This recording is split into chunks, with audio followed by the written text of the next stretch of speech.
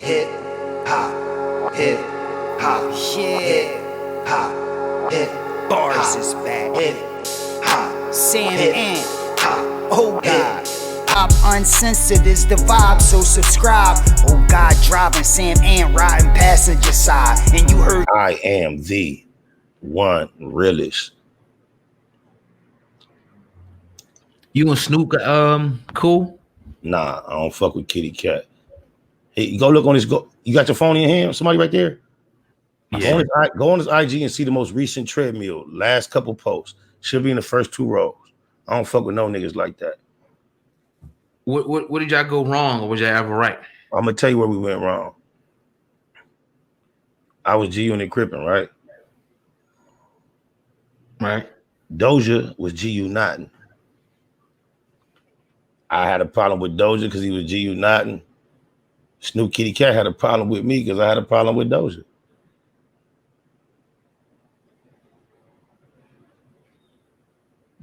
He started it. I could play a clip for you right now. He said, man, fuck that nigga in that bullshit. He said, yeah, you ask anybody.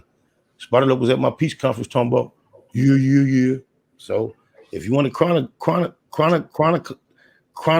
the chain of events according to Snoop Kitty Cat, I was at his peace conference begging for peace according to him. Then the next thing you know, I had a problem with Doja, the bitch boy, which is game for those that don't know. And Snoop had a problem with that. That's it. And Curtisha Jack's daughter and Snoop carried on holding hands, playing with flowers. Big bag, Curtisha. I got Snoop on clip saying, G Unit cannot save you, cuz.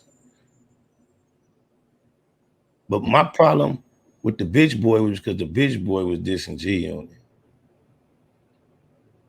And Snoop Kitty Cat had a problem with that, y'all. You and Royce good?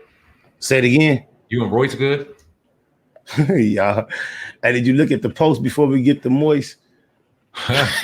I was looking at some of it. I didn't catch up. I was like, Did you see the treadmill? Like, would you post that on your page for any reason under the stars? no. Thank you. That's my point. What can I have in common with a dude that wears French tips and Uggs, calls himself super gay cuz #1 fan, feels comfortable with his daughter wearing dresses, post those type of posts on his page. We Crips, he tell me he got love for me because 50 Cent got love for me. The Crip and corny. I got a problem with Doja, so you got a problem with me. What room do I have to have some type of appreciation for Kitty Cat? Now, Moist, the 5'9", the Grand Wizard's mediator. Damn. He like the nigga on Life with the shotgun. Yeah. Yeah, I heard he just made amends on behalf of Marshall Mathers with Nick Cannon. They just broke Nick Cannon down quick, boy. Yeah, they did. He went from being the first foremost in boldness to now he said the Grand Wizard ain't never made amends. There is no amends to make for what we are aware of what he said.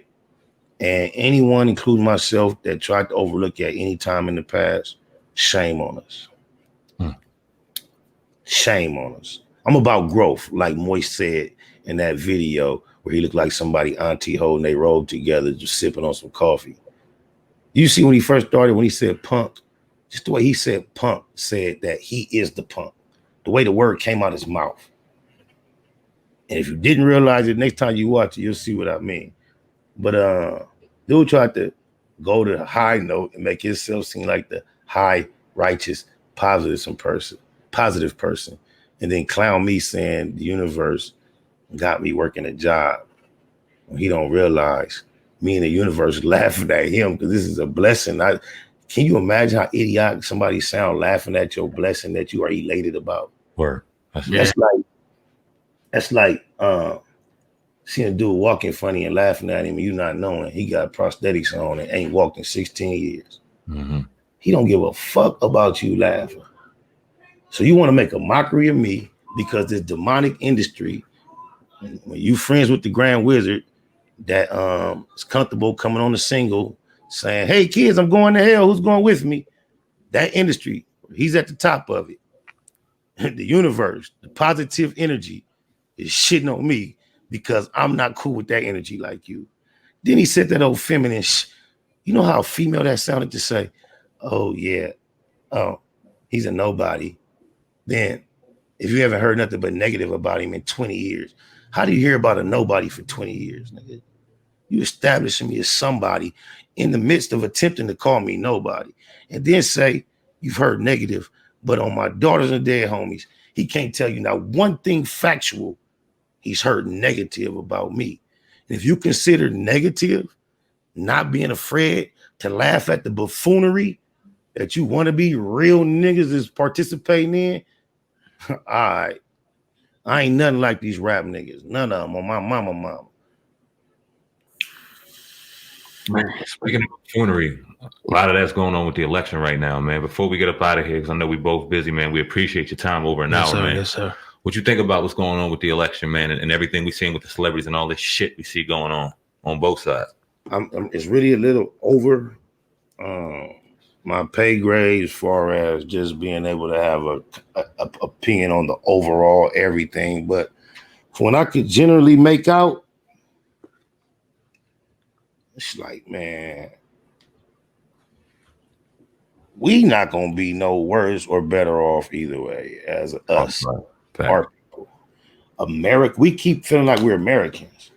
And it's just crazy. I was watching UFC fighting, and it's like the commentator talk like, yeah, oh yeah, he's from Puerto Rico. He's fighting. He has a lot of pride in this country. He's fighting for the whole Puerto Rico, and he's from Argentina. He's from Yugoslavia. And it's okay for these men to be in here beating the shit out of somebody for the pride of their people. When we in there, you never hear that commentation.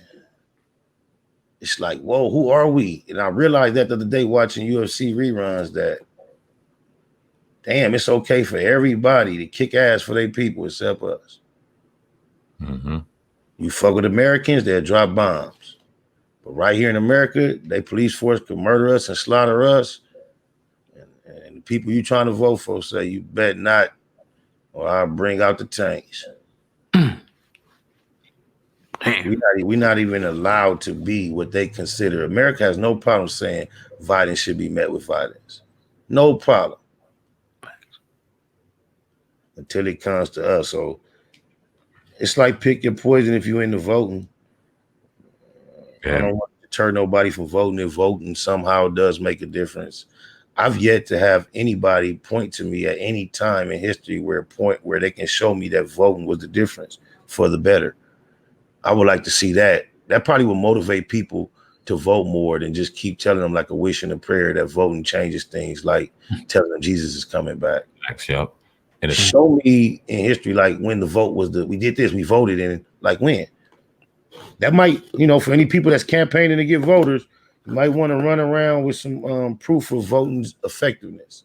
Because really amongst the people that I communicate with on a regular basis, nobody believes in or gives a fuck about voting. The ballot of the bullet. We see what happens when we burn shit down.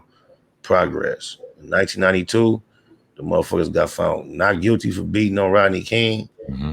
Told this motherfucker down, they went to jail. You hear people say our ancestors died for the right to vote. I'm like, nah, motherfucker, they died for the right to live. They ain't died to get put on a ballot that didn't matter anyway. Thank you. And if you realize they're thinking voting was the end game, you've lost sight of the mission. That's like we in the field. The master house is over there. Beautiful, beautiful, beautiful house. Everything in that thing is luxurious. It's food, furniture. But beyond this house is freedom. But we know we got to charge through that front door and make it through the house to get to freedom. And as we on our motherfucking charge, you get caught in the beauty of this house. Mm-hmm. That's what niggas in America is doing, bro. Yeah. We supposed to be running through this motherfucker. And we got to looking around at the furniture. We didn't kill. We stuck. We stuck in this motherfucker. It's killed the spirit of the whole movement. Mm-hmm. And it's going to take some things that probably ain't going to happen in our lifetimes to get it back on track. I ain't giving up hope. I know it looks hopeless, but I believe in good and evil because I see good and evil. I don't know if it's titled good and evil. I just refer to it as that because to make a reference of the energies I'm referring to.